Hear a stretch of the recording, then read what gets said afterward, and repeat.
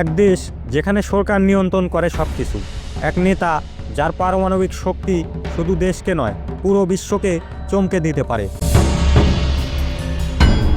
Kim Jong উন আবার আকাশে পারমাণবিক পরীক্ষা চালালেন।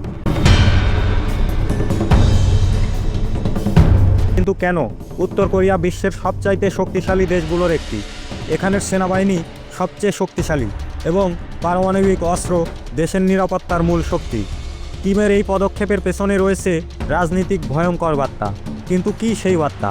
আর কেন এত শক্তিশালী অস্ত্র কোনো কারণ ছাড়াই আকাশে উড়ালেন? চলুন জেনে নেই। বিদেশি দেশগুলোকে দেখাতে চায় উত্তর কোরিয়া এখনও পারমাণবিক শক্তিতে সশরীরে সক্ষম। এটা ছিল রাজনীতিক বার্তা, বিশেষ করে যুক্তরাষ্ট্র বা দক্ষিণ কোরিয়ার দিকে চ্যালেঞ্জ। এই ধরনের পরীক্ষা সাধারণত জাতিসংঘ ও বিশ্ব নেতাদের কঠোর সমালোচনা তোলে, কিন্তু উত্তর কোরিয়ার জন্য এটি রাজনৈতিক হাতিয়ার, চাপ তৈরি করা এবং নতুন করে সমালোচনায় আসা। একটি ছোট দেশ, বিশাল শক্তি এবং একটি বার্তা যে তারা এখনও বিশ্বের মানচিত্রে নিজের অবস্থান ধরে রেখেছে। কিমের পারমাণবিক পরীক্ষা শুধু অস্ত্র নয়, এটি আন্তর্জাতিক রাজনীতিক এক বড় শক্তির চিহ্ন।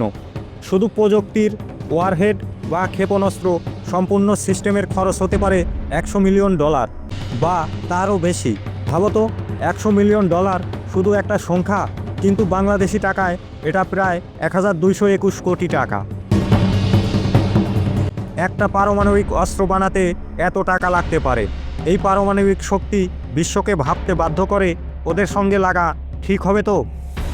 তাহলে বুঝতেই পারছো, উত্তর কোরিয়া অর্থনৈতিকভাবে শক্তিশালী নয়, কিন্তু সামরিক শক্তি, পারমাণবিক অস্ত্র, কঠোর শাসন আর কৌশলগত অবস্থানের কারণে বিশ্বের অন্যতম ভয়ঙ্কর রাষ্ট্র হিসাবে প্রমাণ হয়েছে।